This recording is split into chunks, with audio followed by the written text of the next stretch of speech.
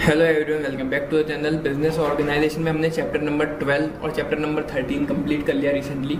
Chapter number 12 में हमने plant location के बारे में डीपली पूरा चैप्टर पढ़ा, ठीक है। चैप्टर नंबर 13 में हमने प्लांट लेआउट पढ़ा, ठीक है। वो भी काफ़ी लंबा चैप्टर था जो कि अभी हमारा रिसेंटली पूरा फिनिश हुआ है, ठीक है। तो अब बारी चैप्टर नंबर 14 की। एक इंट्रोडक्टरी पार्ट इसका होने वाला है, या फिर कहो इंट्रोडक्टरी एक वीडियो होने वाली है चैप्टर नंबर 14 की, जिसका नाम है साइज ऑफ बिजनेस यूनिट। तो इसमें हम आज करने वाले हैं एक तो मीनिंग, ठीक है, business unit, size of business unit, उसका मतलब क्या होता है, पूरा कॉन्सेप्ट उसका, ठीक है। In according to the size of the business unit the word unit is used in the following 3 ways. जो पूरा साइज है बिजनेस यूनिट का, उसको 3 कैटेगरी में हमने बांटा गया है, प्लांट, फर्म और इंडस्ट्री। इनके बारे में हम पढ़ेंगे थोड़ा, ठीक है। Standards to measure the size, हम किस किस स्टैंडर्ड से साइज को मेजर कर सकते हैं, हम कैसे पता लगाएंगे उसका साइज कितना है, या फिर कैसे पता लगाएंगे वो जो भी उसका पूरा मेजर है उसका बिजनेस यूनिट का वो कितना है, कैसे पता लगाएं, वो हम इसमें पढ़ने वाले हैं, ठीक है। तो एक इंट्रोडक्टरी वीडियो है, बहुत ज्यादा लंबी नहीं होगी। और अगर चैप्टर नंबर 12 और चैप्टर नंबर 13 अभी तक नहीं देखे तो उनको जाके देखो। बाकी बिना टाइम वेस्ट करे इस वीडियो को, इस पार्ट को समझना शुरू करते हैं।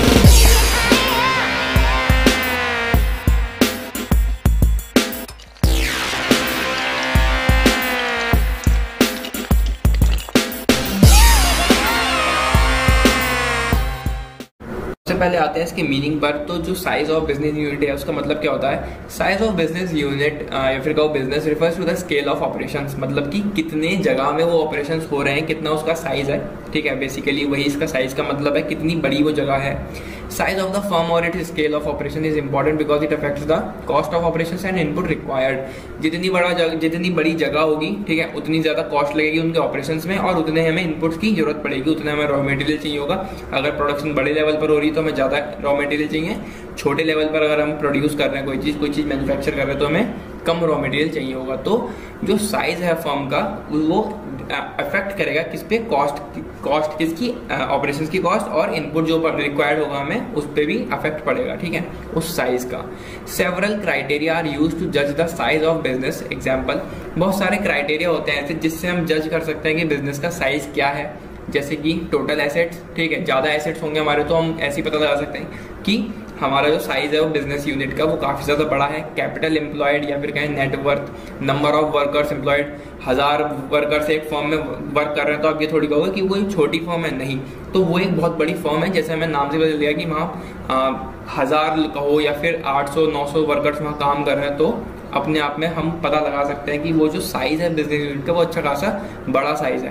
कैपेसिटी ऑफ प्लांट्स, जो वहाँ प्लांट्स हैं वो कितने बड़े बड़े प्लांट्स हैं।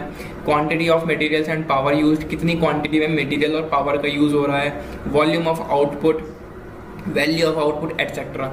अ बिजनेस में भी carried on small scale, medium scale और लार्ज स्केल। तो ये काफी सारे क्राइटेरियाज हैं यहाँ पे जिससे हम जज कर सकते हैं कि बिजनेस का साइज बड़ा है, छोटा है, मीडियम है, कैसा है। और जो इन्होंने नीचे एक बात भी कही है, बिजनेस में भी कैरीड ऑन है स्मॉल स्केल। जो बिजनेस है वो चल सकता है एक स्मॉल स्केल पर भी, यानी एक छोटे स्तर पर, मीडियम स्तर पर, और एक लार्ज स्केल या फिर लार्ज स्तर पर, बड़े स्तर पर वो एक बिजनेस यूनिट हो सकती है। तो ये था meaning size of business unit का, ठीक है। बाकी हमारा आगे आता है in accordance to the size of the business unit. अगर हम बिजनेस यूनिट के साइज की बात करें तो यहाँ पे यूनिट जो है 3 तरीके से बांटी गई है। क्या क्या? प्लांट, सेकंड है फर्म, और थर्ड है इंडस्ट्री। हमने ये पहले भी किसी चैप्टर में पढ़ा था प्लांट, फर्म और इंडस्ट्री के बारे में, एक बार फिर से पढ़ लेते हैं। Any place where goods are manufactured और डिस्ट्रीब्यूटेड और services are rendered is called a plant और एन एस्टेब्लिशमेंट। ऐसी जगह जहाँ पर गुड्स बन रहे हो, ठीक है, सर्विसेज डिस्ट्रीब्यूट हो रही हो, उस जगह को हम बोलते हैं plant. It includes the machinery, equipment and a team of workers. यहाँ पे क्या होती है, मशीनरी होती है, इक्विपमेंट्स होते हैं, वर्कर्स की टीम होती है, वो सब प्रोडक्शन में लगी होती है, of goods and supply of services. Production करते हैं गुड्स की और सप्लाई करते हैं सर्विसेज, ठीक है। तो वो जगह हो गई एक पर्टिकुलर जगह, उसको हम बोलेंगे प्लांट, ठीक है। फर्म की अगर हम बात करें तो the word firm is used in a broader sense. Firm जो यूज होती है एक ब्रॉडर सेंस, मतलब एक बड़े हिस्से के लिए हम कह सकते हैं, बड़े उस स्तर पे वो चीज यूज हो रही है तो वहां पे हम फर्म का यूज कर सकते हैं। It is a concern which owns and manages the plant and edition. ये प्लांट का काम तो कर रहा है, एडिशन मतलब साथ में arrange for marketing of goods manufactured, उन गुड्स की मार्केटिंग भी अरेंज करेगा, ठीक है। वो जो गुड्स हमारे प्लांट में बन गए हैं अब वो निकलेंगे हमारी फर्म से, ठीक है, कहाँ जाएंगे, मार्केटिंग होगी उनकी, कंज्यूमर्स के पास वो जाएंगे, ठीक है, मार्केट में जाएंगे। तो प्लांट में सिर्फ क्या हो रहा था, मैन्युफैक्चर हो रहा था जो गुड्स थे, और सर्विसेज डिस्ट्रीब्यूट हो रही थी। अब फर्म में क्या होगा, क्योंकि हम यहाँ ब्रॉडर सेंस में बात कर रहे हैं। तो जो प्लांट में प्रोड्यूस हुए थे गुड्स वो यहाँ पे मार्केटिंग उनकी होगी, ठीक है, जो भी मैन्युफैक्चर हुए थे फर्म के अंदर। अब फर्म में ओन ओनली वन प्लांट और सेवरल प्लांट्स मैन्युफैक्चरिंग वन और मोर प्रोडक्ट्स। फर्म के अंदर बहुत सारे प्लांट्स आते हैं जो अलग अलग तरह के प्रोडक्ट्स जो है प्रोड्यूस करते हैं। द कलेक्शन ऑफ, अगर हम आसान शब्दों में कहें, the collection of all these plants under one umbrella makes a firm. बहुत सारे प्लांट्स को बन के मिला के जो एक चीज बनती है उसको हम बोलते हैं फर्म, ठीक है। प्लांट एक जगह हो गई जहाँ पे हमारे गुड्स मैन्युफैक्चर होते हैं और सर्विसेज डिस्ट्रीब्यूट होती हैं। फर्म अगर हम कहें तो बहुत सारे प्लांट्स को मेला जोला जो भी हो गया वो हो गया फर्म। इंडस्ट्री की अगर हम बात करें तो the word industry refers to the collection of firms which either use the same raw material or manufacture the same product even if they use different raw materials such as textile mills, ठीक है। तो यहाँ industry को हम क्या कह सकते हैं, बहुत सारी फर्म्स की कलेक्शन, फिर चाहे वो सेम रॉ मटेरियल यूज करे या फिर अलग रॉ मटेरियल यूज करे, सेम प्रोडक्ट बनाए, कुछ भी करे। प्लांट जहाँ पे हमारे गुड्स मैन्युफैक्चर हो रहे हैं, फर्म बहुत सारे प्लांट्स को बना के जो एक चीज बनेगी वो फर्म, और बहुत सारी फर्म्स को मिलाकर हमारी बनती है इंडस्ट्री। तो ये थे हमारे प्लांट, फर्म और इंडस्ट्री। प्लांट हमारा ये हो गया स्मॉल स्केल पर, जो अभी हमने पीछे पढ़ा कि बिजनेस यूनिट 3 तरह की हो सकती है, स्मॉल स्केल, मीडियम स्केल और लार्ज स्केल। तो प्लांट हमारा एग्जाम्पल हो गया स्मॉल स्केल का, ठीक है। फर्म हमारा एग्जाम्पल हो गया मीडियम स्केल का, और इंडस्ट्री हमारा जो एग्जाम्पल हो गया लार्ज स्केल का, ठीक है। आगे बढ़ते हैं। आगे हमारा standards to measure the size. अब हम साइज को कैसे मेजर कर सकते हैं बिजनेस यूनिट की, वो कुछ स्टैंडर्ड है, कुछ मेजर्स जैसे हम कर सकते हैं, उसको यहाँ हम पढ़ने वाले हैं। सबसे पहला हमारा इसमें पॉइंट है कैपिटल इन्वेस्टमेंट, ठीक है। जितनी ज़्यादा कैपिटल हम लगाएंगे उतनी ज़्यादा हमें पता चलेगा कि जो साइज हमारा है बिजनेस यूनिट का वो काफ़ी ज़्यादा बड़ा आएगा, और काफ़ी ज़्यादा बड़ी इन्वेस्ट हम करते हैं तो हमें उतनी ज़्यादा हमारी बिजनेस यूनिट भी बड़ी होगी। वही चीज़ यहाँ लिखी हुई है। The measure of size usually adopted is the capital investment, ठीक है। The larger the capital investment the bigger will normally to be the size of the business unit. जितनी ज़्यादा हमारी कैपिटल इन्वेस्टमेंट होगी उतनी ज़्यादा बड़ी हमारी बिजनेस यूनिट होगी, ठीक है। नॉर्मल सी बात थी। वॉल्यूम ऑफ आउटपुट की अगर हम बात करें, this is an important measure of size of industry with uniform or homogeneous product like cement, sugar or coal etc. But in industries like the cotton, textile which produce wide variety of goods, the volume of output will fail to reflect the differences in the size of the industrial unit. Volume of output मतलब जो भी हमने चीज produce करी है वो कितनी ज्यादा मात्रा में प्रोड्यूस हुई है, ठीक है। उससे हम पता लगाएंगे कि साइज क्या है हमारे बिजनेस यूनिट का। अगर हम बात करें सीमेंट की, शुगर की, कोल की, तो यहाँ पे हम पता लगा सकते हैं, ठीक है, कि कितनी ज़्यादा वॉल्यूम में वो आउटपुट हमारा जनरेट हुआ है। लेकिन अगर हम बात करें कि वॉल्यूम ऑफ आउटपुट यहाँ पे फेल हो जाता है, क्यों? अगर हम किसी कॉटन टेक्सटाइल की बात करें तो, ठीक है, वहाँ पे हमारा वॉल्यूम ऑफ आउटपुट ज़्यादा नहीं निकल पाता, तो वहाँ पे हम पता नहीं लगा पाते कि हमारी साइज जो है वो कितनी है, कितनी बड़ी हमारी बिजनेस यूनिट है, तो वहाँ पे ये चीज़ फेल हो जाती है। लेकिन अगर हम सीमेंट, शुगर, कोल की बात करें तो वहाँ पे हमें वॉल्यूम दिखती है, मात्रा हमें उसकी दिखती है, इसलिए हम बिजनेस यूनिट के साइज का पता लगा सकते हैं, ठीक है। थर्ड पॉइंट हमारा इसमें आता है plant capacity.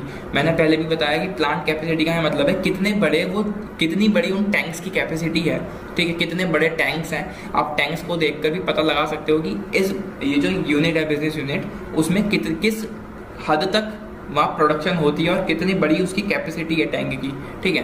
This is fairly good measure of size. For example, number of spindles and looms together with their capacity in cotton mills may be a good measure of size, ठीक है। Similarly in industry like paper, chemical, glass और iron and steel, the number of plants with their production capacity may be a reliable index of size. तो glass and iron, steel, ये जो इनकी जो बनने की जगह होती है जहाँ पे ये प्रोड्यूस होते हैं, उनकी कैपेसिटी जो होती है टैंक की वो बहुत ज़्यादा होती है, जिससे हम पता लगा सकते हैं कि बिजनेस यूनिट का साइज कितना है, स्मॉल स्केल है, मीडियम है या फिर लार्ज स्केल है, ठीक है। कैपेसिटी उसकी कितनी वहाँ प्रोडक्शन हो रही है, ठीक है, प्लांट की कैपेसिटी कितनी, उस हिसाब से हम पता लगाएंगे हमारे बिजनेस यूनिट का साइज या फिर उनके बिजनेस यूनिट का साइज।